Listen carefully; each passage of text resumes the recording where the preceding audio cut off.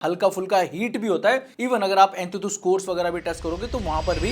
यहाँ पर जब बीजीएमआई की बात करोगे तो भाई इस फोन के अंदर अभी करंटली, अब जैसे मैं बता रहा हूँ कि 10 दिन हो गए इस फोन को यूज करते हुए, स्क्रीन ऑन टाइम देख के भाई सच में मैं शॉक हो गया था। तो यहाँ पर ना वही चीज आ जाएगी कि भाई अभी रहने देते हैं, इस फोन को नेक्स्ट ईयर बाय करेंगे। अल्ट्रा सीरीज के बाद जो सबसे पॉपुलर सीरीज होती है ना, वो होती है सैमसंग की फैन एडिशन सीरीज। और आज हमारे पास है सैमसंग का S25 FE और इस फोन को लगभग मैं 10 दिन से यूज कर रहा हूं। भाई क्या चीजें इसके अंदर सैमसंग ने अच्छी करी है उसकी बात करेंगे, और क्या चीज इंप्रूव हो सकती है उसकी भी बात करेंगे। और एक चीज और बता दूं, सैमसंग का जो फैन एडिशन फोन होता है वो आपको बजट के अंदर अल्ट्रा वाले भी फीचर प्रोवाइड करता है। चलो इसकी बात करते हैं और इस वीडियो के अंदर ना थोड़ी डिटेल के अंदर बात करेंगे S25 FE की। सबसे पहले बता दूं, यहां पर S24 FE के कंपैरिजन में दो चीज इंप्रूव हुई हैं। सबसे पहले इसका जो वेट है वो 23 ग्राम के आसपास भाई कम कर दिया है, और दूसरी चीज ये भाई फोन काफी ज्यादा पतला हो चुका है। एक चीज और बता दूं, सैमसंग ना बढ़ रहा है भाई अपने ज्यादातर फोन्स को पतला करने की तरफ। हमने एज के अंदर देख लिया, हमने A56 के अंदर भी देखा था, और ये जो फोन है ना भाई इसके अंदर भी स्लिमनेस बरकरार है। और सेकंड चीज, सैमसंग ने बोला कि यहां पर जो फ्रेम है वो आपको आर्मर एल्यूमिनियम फ्रेम देखने को मिलेगा, जो थोड़ा सा इंप्रूव है S24 FE के मुकाबले। अब यहां पर आपको एक बड़ी सी डिस्प्ले मिलती है 6.7 इंच की, और यहां पर आपको 120 हर्ट्ज फास्ट रिफ्रेश रेट मिलता है। साथ में यहां पर आपको 2x एमोलेड डिस्प्ले मिलती है। अब कलर्स वगैरह काफी बढ़िया है, 1900 निट्स की ब्राइटनेस है, इंडोर आउटडोर कहीं भी यूज करो, व्यू एंगल्स काफी बढ़िया है, शार्प है, इवन जो कलर्स हैं वो काफी प्रॉपर तरीके से आते हैं। तो यही रीजन हो सकता है कि डिस्प्ले के अंदर इतना कोई इंप्रूवमेंट करने की जरूरत ही नहीं है। बाकी बेजल्स की बात करूं तो यहां पर आपको जो चिन है ना वो थोड़ी सी बड़ी देखने को मिलेगी, बाकी जो बेजल्स हैं वो आपको छोटे छोटे देखने को मिलेंगे। बाकी स्पीकर्स मैंने टेस्ट करके देखे, यहां पर आपको ड्यूल स्टीरियो स्पीकर मिलते हैं और सच में काफी ज्यादा लाउड है, क्रिस्प है और ऑडियो सुनने लायक होता है। अच्छा, एक और चेंज है, छोटा सा है लेकिन हाँ काफी काम का हो सकता है। यहां पर जो इसका फ्रंट कैमरा है उसी से शुरुआत कर रहा हूं, रियर की बाद में बात करेंगे। यहां पर आपको पहले 24 FE के अंदर 10 मेगापिक्सल का फ्रंट कैमरा मिलता था, जिसे बढ़ाकर अब 12 मेगापिक्सल का कर दिया है। अब यहां पर मैंने काफी सारे सेल्फी क्लिक करी, नो डाउट काफी बढ़िया फोटोज आती है, डिटेल्स अच्छी आती है। इवन यहां पर जो स्किन टोन्स है वो काफी नेचुरल की तरफ आती है।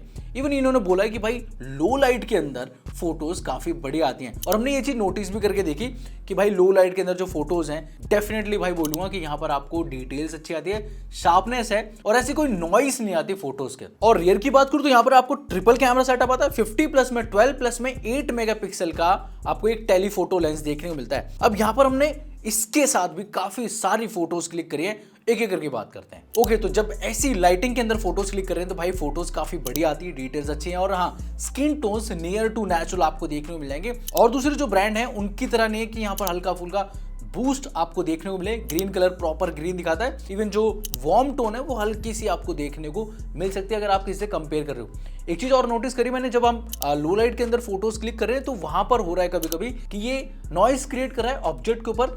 हमने एक दो ऑब्जेक्ट देखे जहां पर ये थोड़ी बहुत नॉइस क्रिएट कर रहा है। इवन यहाँ पर जो अल्ट्रा वाइड है उसकी मैं बात करना चाहूंगा, भाई फोटोज काफी शार्प आती है, कलर्स इतने चेंज नहीं होते नॉर्मल और अल्ट्रा वाइड के अंदर, एंड डिटेल्स भी बरकरार रहती हैं। इसके बाद पोर्ट्रेट्स की बात कर लेता हूं, यहां पर भी हमने कुछ पोर्ट्रेट्स क्लिक करे, भाई काफी सही आए, जहां पर आपको एज डिटेक्शन भी अच्छा मिलेगा। इवन मैंने आउटडोर के अंदर भी कुछ पोर्ट्रेट्स क्लिक करे एंड वो भी काफी कमाल के हैं। अब यहां पर कैमरास मैं कहूंगा ठीक है, और यहां पर एक चीज और नोटिस करने वाली बात है कि 4K 60 FPS के अंदर आप दोनों कैमरा से आप रिकॉर्ड कर पाओगे, साथ में 8K 30 FPS का ऑप्शन भी दे रखा है। और यहां पर मैं एक आउटपुट डाल रहा हूं ताकि आपको एक अंदाजा लग जाए, आप जज कर पाओ कि इसका कैमरा कैसे काम करता है। गाइस ये है इसका फ्रंट कैमरा, जहां पर आप 4K 60 FPS पे रिकॉर्ड कर पाओगे, और बहुत अच्छी चीज है कि यहाँ पर आपको जो स्किन टोन्स वगैरह ना वो काफी नेचुरल आ रही है। इवन जो कलर है ना जो मेरे को दिखाई दे रहा है भाई वही कलर यहाँ पर भी शो रहा है, और दूसरे ब्रांड्स या फिर फोन्स की तरह नहीं है कि यहाँ पर ये जो कलर है ना थोड़ा सा पॉप अप कर रहा है, फिर मेरे स्किन टोन्स अलग क्वालिटी की दिखाई दे रही हो।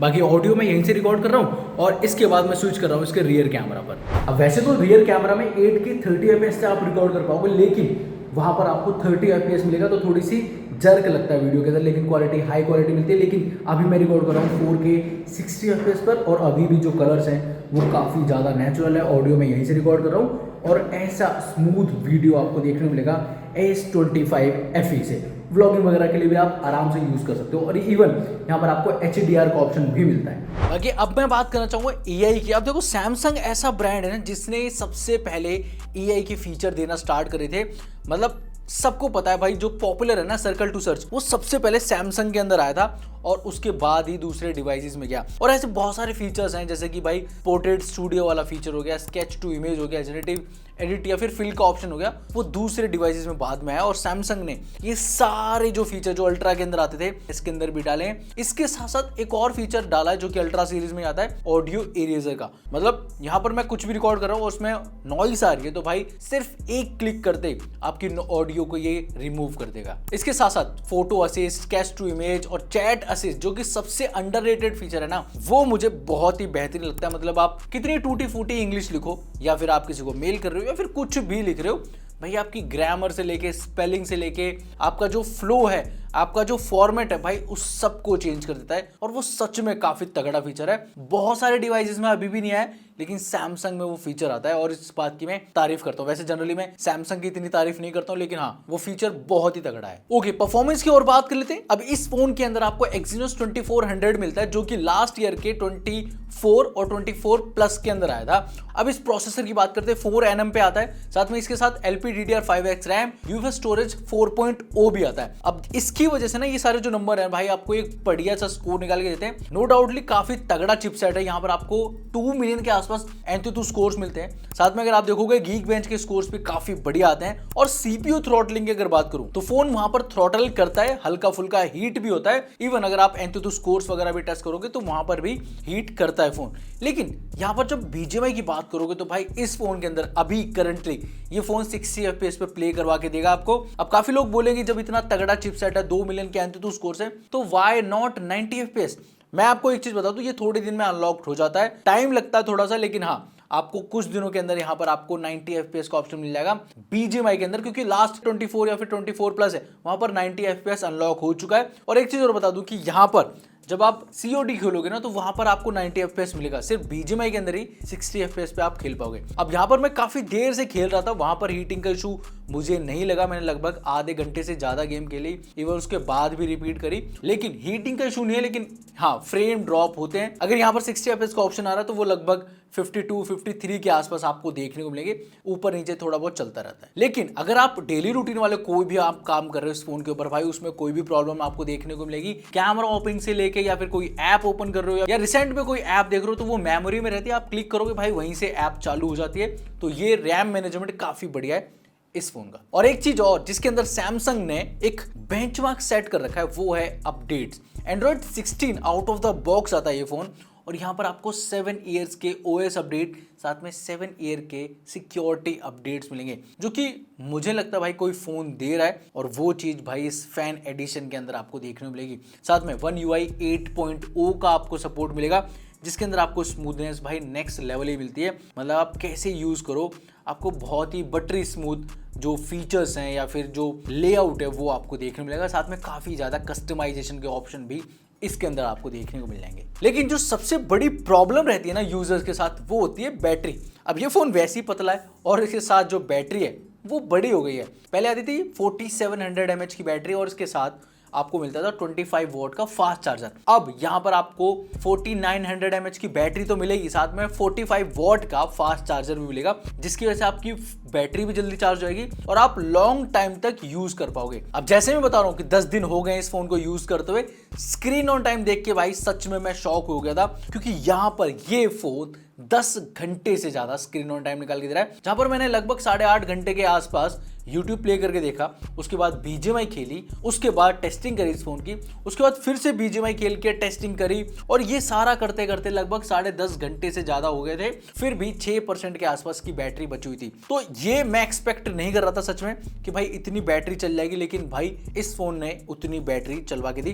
तो ऑप्टिमाइजेशन काफी बढ़िया है 4900 mAh के हिसाब से। मतलब ये टच कर जाता है वही 5500 या फिर 6000 जो mAh की बैटरी आती है दूसरे फोन्स की, वहां पर ये उतना ही बैटरी आउटपुट दे रहा है। मैं सच में शॉक हो गया था, क्योंकि मुझे लग रहा था कि इतना आउटपुट यहां पर मिल जाएगा। मैंने शुरुआत में बोला था अल्ट्रा वाले ज्यादातर फीचर मिल ही जाते हैं। देखो यहाँ पर आपको फिंगरप्रिंट सेंसर मिल जाता है, USB 3.2 मिल जाता है, NFC का सपोर्ट यहाँ पर मिल जाता है। हैप्टिक्स की बात करूँ वो भी काफी बढ़िया आते हैं, और साथ में यहाँ पर जो टाइपिंग एक्सपीरियंस है वो नेक्स्ट लेवल रहता है। सबको पता होगा, सैमसंग जो यूजर है वो इस बात के लिए लाइक भी कर सकते हैं और हाँ, चैनल में पहली बार आए थे सब्सक्राइब भी कर सकते हो। वीडियो अभी खत्म नहीं हुई है, बता रहा हूँ उसके बारे में। बाकी 5G के सारे बैंड्स यहाँ पर जो इसेंशियल बैंड होते हैं वो सारे अवेलेबल हैं। IP68 वाटर रेटिंग भी आती है। ओके, तो अब कंक्लूजन की बात कर लेते हैं। देखो, ये जो फोन है ना काफी बढ़िया है, नो डाउट। आंख बंद करके ले सकते हो अगर आप सैमसंग लवर हो। लेकिन यहां पर एक बड़ा सा बट आता है, वो है इसका प्राइस। अब इसकी प्राइस की बात करूं तो 8/256 GB के लिए आपको 65,000 रुपए देने पड़ेंगे और ऑफर वगैरह लगाने के बाद ये फोन आपको 60,000 रुपए का पड़ेगा। तो यहां पर ना वही चीज आ जाएगी कि भाई अभी रहने देते हैं,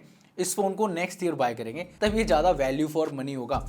और यही कारण है कि इस साल ना लोग इस फोन को छोड़कर, बहुत सारे लोग इस फोन को छोड़कर S24 FE को लेंगे, क्योंकि अभी शायद वो फोन 30 या फिर 35,000 रुपए के आसपास मिल रहा होगा, मुझे एग्जैक्ट नहीं पता, लेकिन ऑफर वगैरह लगाने के बाद इस प्राइस के आसपास आ जाता है। तो कंक्लूजन ये, फोन काफी अच्छा है नो डाउट, लेकिन हाँ थोड़ा सा ओवर प्राइस है। सैमसंग लवर हो तो भाई आंख बंद करके बाय करोगे, मुझे पता है तुम। लेकिन यस, कुछ लोगों के लिए अगर तुम्हें मतलब ये जुगाड़ करने के बाद या फिर कुछ ऑफर या फिर कुछ भी लगाने के बाद ये फोन थोड़ा सस्ता मिल जाए तो भाई डेफिनेटली तगड़ा फोन है। मैंने एक्सपेक्ट नहीं किया था कि सैमसंग इतना बढ़िया फोन बना देगा। मैं सच में सैमसंग की तारीफ बहुत कम करता हूँ। मैं एक कल्ट यूजर रह चुका हूँ सैमसंग का S23 अल्ट्रा के साथ, लेकिन ये फोन सच में नेक्स्ट लेवल है अगर इसकी प्राइस थोड़ी सी कम होती है तो।